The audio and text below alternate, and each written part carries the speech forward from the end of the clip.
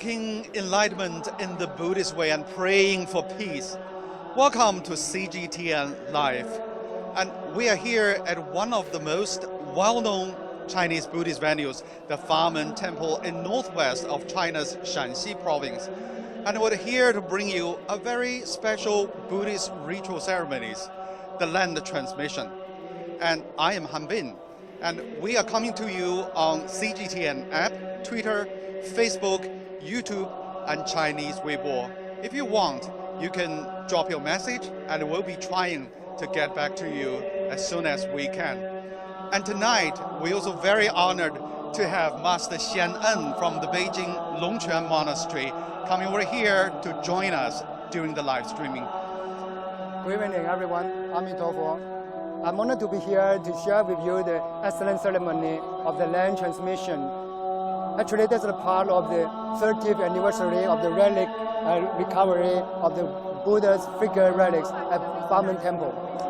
Well, Master Xian En will be keep company with us during the whole live streaming, but please allow me to introduce to our viewers why we want to show them this special occasion. Okay, Famen Temple is a very, very important place and has a very unique position in the history of Chinese Buddhism, mainly because it is home to a major Buddhist treasure, which is believed to be the Buddha's finger relics. Well, this temple's sanctums also treasure some of the finest artifacts dating back to the Tang Dynasty over some 2,000 years ago. And 30 years ago, this place shocked the world and attracted the world's attention because the underground palace of the Famen Temple was unearthed and the ancient Buddhist relics was found. And ever since, Famen Temple has become a holy place of Buddhism in the world. And these relics become the bond between Chinese Buddhism and the Buddhist circles around the world. Well, let me ask you this. What are we going to expect tonight? I think we're going that way, yeah. Yeah, you know, the land transmission is a long-standing Buddhist ceremony in China. Mm-hmm. So we can expect to light the lamp of enlightenment in our own hearts. Well, can you just tell us what is the ceremony is all about? Usually, what is the procedure of the land transmission ceremony? Yeah, I think it should be, there's 4 parts now. Mm-hmm. The first one is the incense praise, and the second part is the chant, Prajna Pramita Hashuchen. And the third part is the presiding master to read the land transmission prayer. Well, yeah. This ceremony actually attracts a lot of people. The lay Buddhists were also coming here all the way and to witness. I really think this is one of the major religious activities. It is held on very special occasion, isn't it? Yeah, I think well, so. Everyone is holding a lamp. Yeah. So could you tell me what is a lamp symbolizes in Buddhism? Yeah, in Buddhism, actually, the lamp represents wisdom, brightness, peace, and hope. And I think, but we need the power to turn it on. Yeah. Is that what you're saying? That it seems that everyone has a light, a lamp in their heart, and needs to be lit up. And this kind of ceremony is just like a kind of effective way to light up people's heart, to give them enlightenment, isn't it? Yeah, I think so. So what exactly a land transmission ceremony is about? What does the ceremonies talk about? Yeah, you know, the land transmission, I think first of all, the patriarchs and eminent monks want to pass on the Buddha's teachings. So from generations to generations. Yeah, that's the important things. Yeah. Well, right now we can hear what is inside the hall. The senior monks are doing a kind of religious praying inscriptions, what could be the message delivered from the senior monks now? Yeah, the Buddha relics is very important to Buddhists. So when they to worship the relic, they can get the power, maybe for the practicing, I think. So if I'm not saying wrong, I think the key messages of the lamp transmission Buddhist ceremony, one of the key messages is that for the monks and the Buddhists, this is a place to let them to feel the power of Buddhism and to let them to warm up the highest level of teachings of Buddha. And those for those lay Buddhists and ordinary people, I think it's a chance for let them to touch upon Buddhism and the Buddhist culture, isn't it? Yeah, I think so. I think I'm going to try my luck to interview one or two lay people. Okay? Yeah. 你好，我是中央电视台的记者，做一个很小的那个直播访问。Okay, I'm a reporter. Why are you coming here for the land transmission ceremony? 您为什么要参加这样的活动？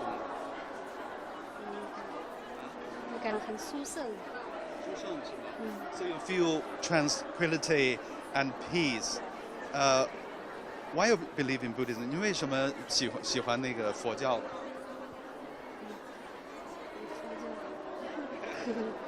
说吧，我本身就是一个佛教徒，我非常对佛教非常敬仰。这次30年庆典也是我们祖国的昌盛，也是佛教的昌盛，所以说我一定要参加，特别欢喜啊！而且这次这么隆重啊。Thank you. And 感谢你们. So the basic meaning for the lay people is that they are the Buddhist believers, and they want to use this chance to express this is their wishes and happiness, and they are praying for harmony and peace as well. China is a country with the largest number of Buddhists. Yeah. Buddhism actually, introduced to China actually 2,000 years ago from India, but that religion just come into this country throughout these years, though there's ups and downs, but finally it is coming into this place and thriving in this country. So could you tell us, why do you think that Buddhism can thrive in this Oriental land in China? Why that Buddhism can survive and thrive in China? Over 2,500 years ago, Sakyamuni Buddha achieved enlightenment, and when he was when he saw the truth of the universe and life, and he proclaimed the Dharma and founded the Buddhism. Through the ages, so many patriarchs and eminent monks to pass down the Buddha's teachings, and actually, now the Buddhism integrated into Chinese traditional culture. I think so. That's the reason. I would also want to talk a bit about the Buddha Sakyamuni himself. The statue of Buddha Sakyamuni, he is a great philosopher, and some of his wisdoms are still adaptable to modern day life. And for those people who believe or not, there's a lot of wisdoms that can still be adapted to modern life. For example, he talks about the core meanings of life and death, what is transcend nature. And for example, he says that the happiness is actually arises not because you catch everything, it's because you have something to give up. And all of the anxieties and sorrows and sufferings is resulting from a lot of desires, and if you want to give up the desires, and then you can gain that. So what kind of the philosophies do you think that Buddhism is really important to today's people? Yeah, actually, I think the desire, more desire actually is the more afflictions for us. Yeah, so we need to control our desire, especially material desire. I'm not a Buddhist, but actually the Buddhist thinking is very useful for me as well. For example, one of Buddha's, wisdoms is that whenever you face some difficulties, no one is going to help you. It's yourself that will solve your own problems. Yeah, you just by yourself to seek the happiness from your own mind, but not from the external conditions. Yeah. Okay. Yeah. Okay. For those who have just joining us, we are doing a live about 30 years anniversary of the recovery of the ancient Buddhist relics from Sakyamuni. And here we are at the Famen Temple, and this is actually the expanded area which is built in 2009. The ancient ones, the original one is over there with the pagoda, and the ancient relics of Buddha was found underground there, and this place become a holy place of Buddhism in China and the world. And today's ceremony attracts a lot of people from China and also from the other parts of the world. And we are actually doing the live streaming, and later on the Buddhist senior monks of the Buddhists will taking the lamps and hand it over to the other monks and to the people. That is the idea of live streaming. We're taking a short break and we'll get back to you soon.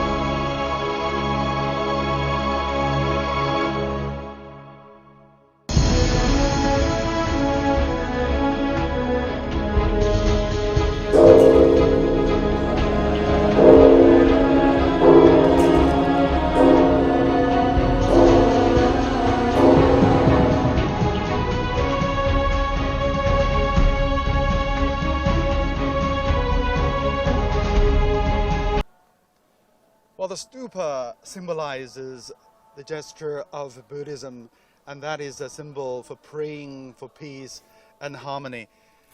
We are doing a CGTN live from Famen Temple in northwest of China's Shanxi province. And Famen Temple is actually located in west of Xi'an, about 100 kilometers. Xi'an is an ancient city which is really well known for its ancient terracotta quarries, and also it is the ancient capital for 13 dynasties in China, and is also one of the key cities along China's Belt and Road initiatives. So we're bringing you live today because we're showing you a very special Buddhist ceremony, the lamp transmission, and to mark the 30th anniversary of the recovery of the Buddha's relics.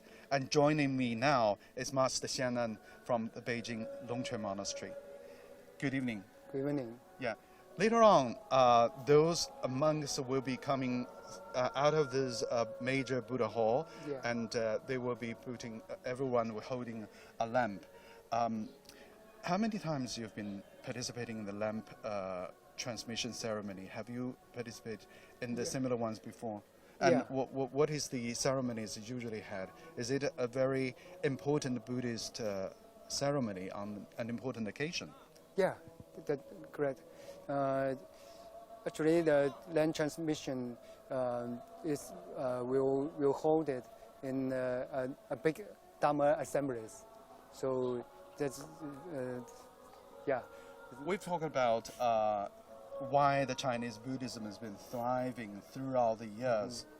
And you mentioned about it is mainly because the Buddhism has been melted into the Chinese tradition and cultures, become part of traditional Chinese culture. And our next question is, we know there are a lot of challenges facing today.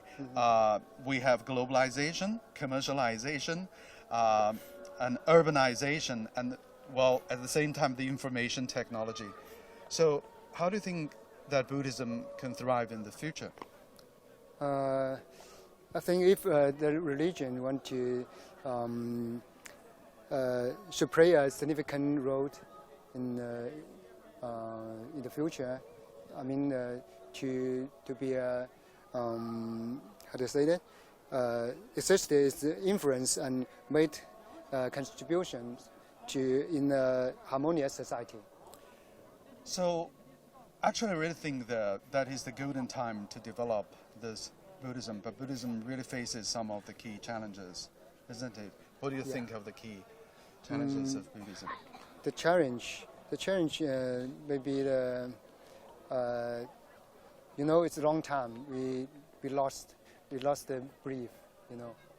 Do you agree? Well, in a way, it agree, because people are living in a very different world. For the monks, living in a very isolated place is really, really hard for the outsiders to see. But that is their way of life. It is in a very unique way. So I think one of the biggest challenges for the Buddhism is that Buddhism needs to advance with the times. For example, you come from Beijing's Longquan Monastery. Longquan is one of the monasteries that is putting digital into it. So could you tell us more about Longquan temples advancing with the time? How the Longquan temple adapting its modern concepts into traditional Buddhism? Yeah, I think the way to practice is very different between Longquan and the other monasteries. I think that's the unique way from the Venerable Master Xue Cheng. So I hope you can to visit Longquan Monastery one time, okay? Yeah. Sometime. Yeah. Actually, we have two other guests are coming for us. Yeah. And then maybe we need to have a talk with them. Yeah. 好，就在这儿吧。你们站。Okay. So, good evening. Good evening. Could you step here for a while? Let's go to this. Okay. Okay. Okay. So please briefly introduce yourself, where you come from, who you I'm come from Beijing, and my given name is Sun Yi, and my Buddhist name is Yao Tong, and I'm studying in the Famen Temple right now. Okay, Famen Temple is a place that cultivating bhikkhunis, right? Yes. I know there's about 100 graduation Yes. students. Which year you were in? Just 2 years only. Okay. Why you want to be joining the ranks of the Buddhist in a temple? Actually, I just want to improve their personality enhance. This is very simple reason, I think. I mean, well, why you want to join the temple where that you can have a lot of material satisfactions?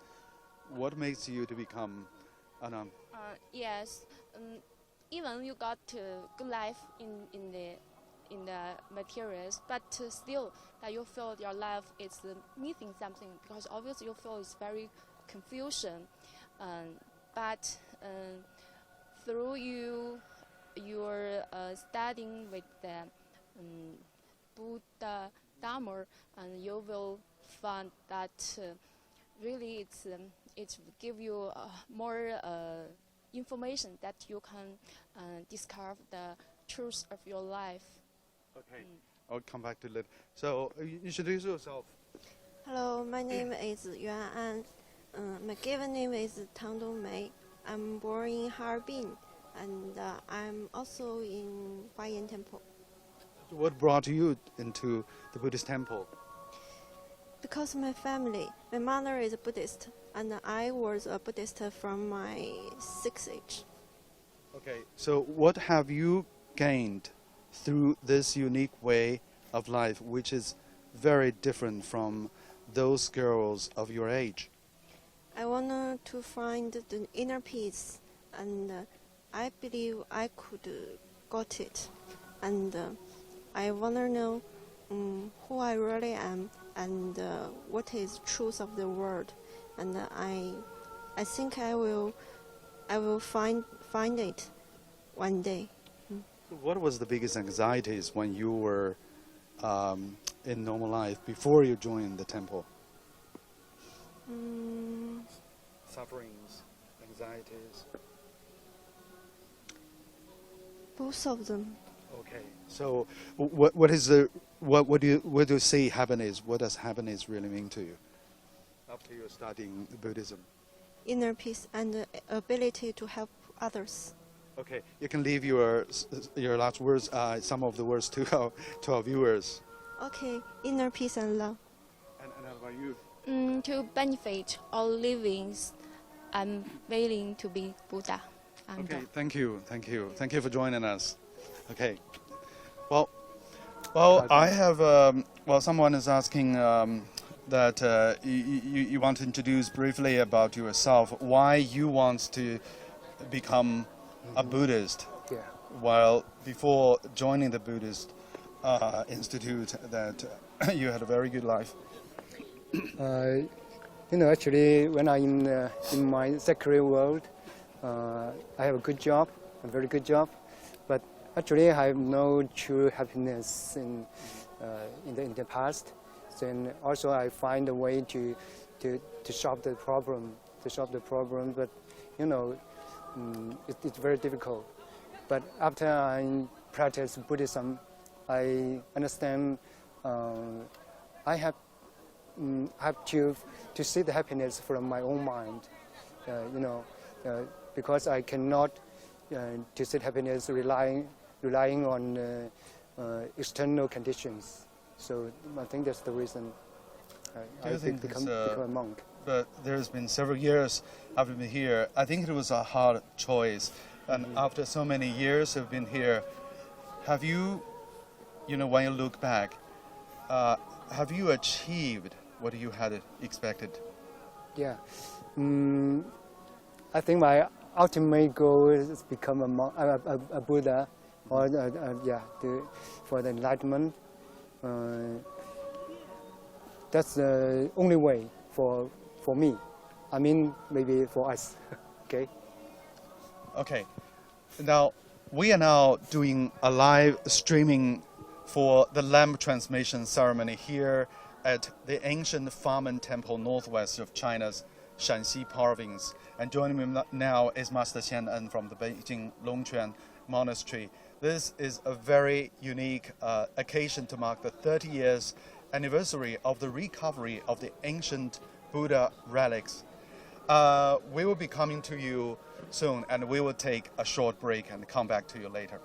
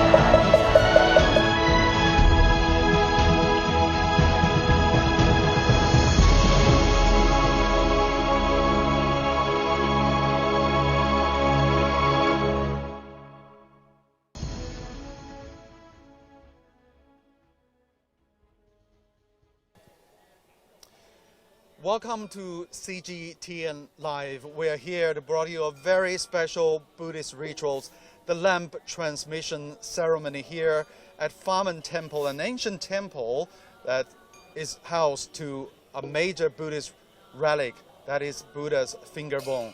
And joining me now is Master Xian from the Beijing Longquan Temple, and here is my guest from Cambodia. Let me have a talk with our guest first. Okay. Could you introduce yourself first? Where you come from and what's name? My name Venerable Vibo. I come from Cambodia. I am an advisor to the Supreme Patriarch of the Kingdom of Cambodia, and also the Vice President for the Sakyamuni International. My position is, Vice Associate Dean for the public affair. Well, the lamp transmission, I think, is a major religious ceremony. Is it also been held in your country to mark the Buddhist occasion? Yes, lamps transmission or candle transmission is common in Cambodia because lamp represent light, light represent wisdom. So wisdom is the final goal of Buddhism. So wisdom signifies that because we are in the dark, dark represents no light. right? No light, dark, ignorance. So darkness is ignorant.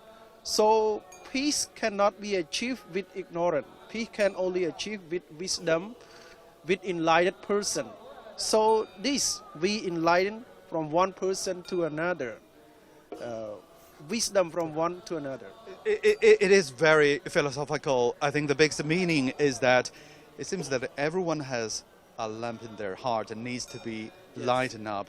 Yes. For the Buddhist, this kind of ceremony is a unique position, that a situation that they can touch upon the Buddha and get closer to Buddha's doctrines, right? Yeah. I highly appreciate the ceremony here in China, the Famen Temple that celebrate this ceremony. This is a very special occasion and auspicious occasion that I have a great honor, to join this ceremony. Another thing that I can bring out here, lotus grow from the mud. So the mud like not understanding, the mud like ignorance. So when the lotus grow, right, it become enlightened here. It's just like a person who transform from ignorance toward wisdom. So when we have wisdom, that's how we build peace and prosperity and harmony from one another.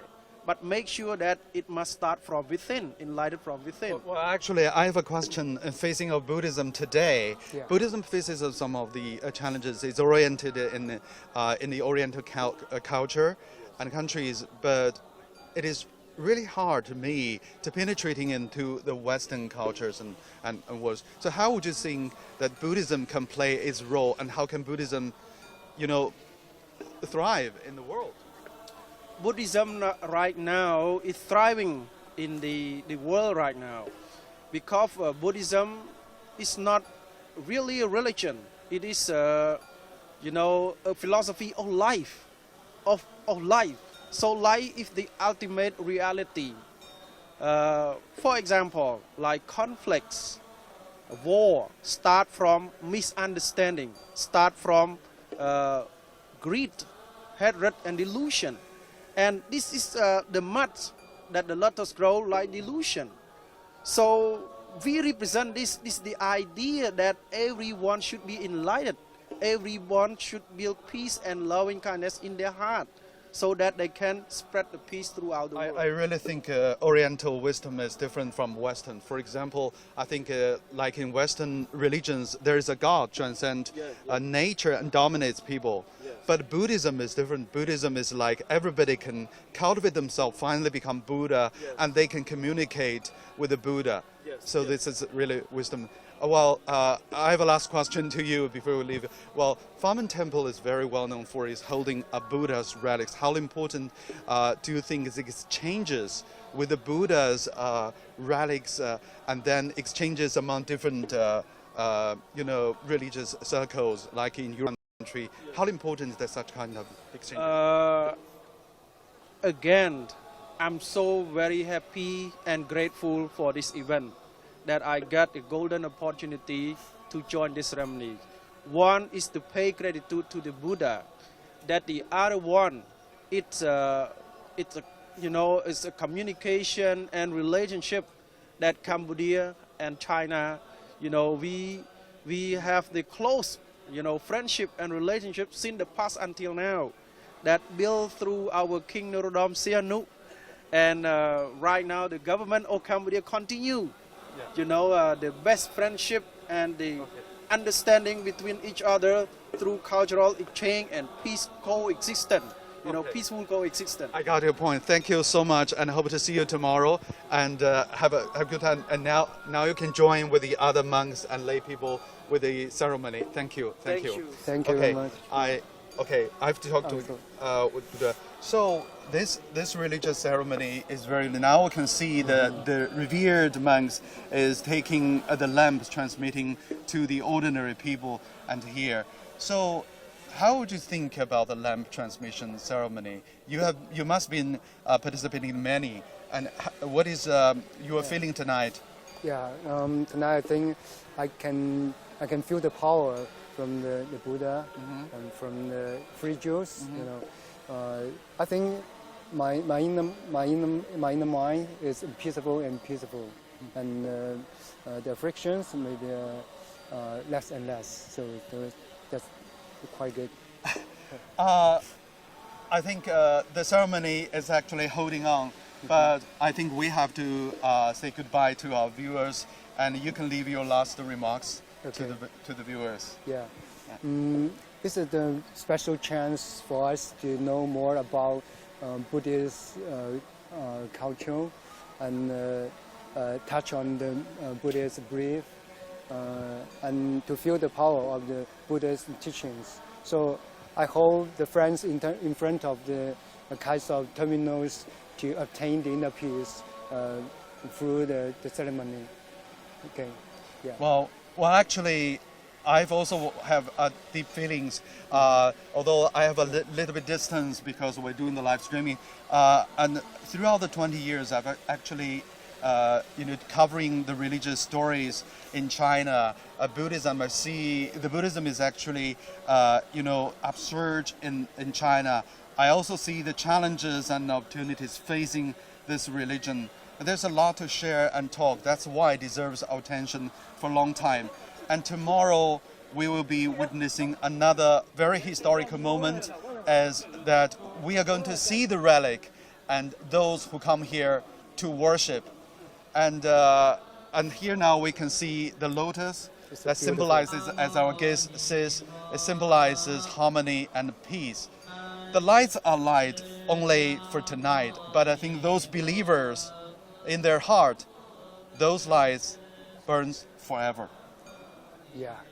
Thanks for watching, and in the name of the CGTN crew here at the Famen Temple, thank you. Thank you very much. And join us tomorrow. Tomorrow. See you tomorrow.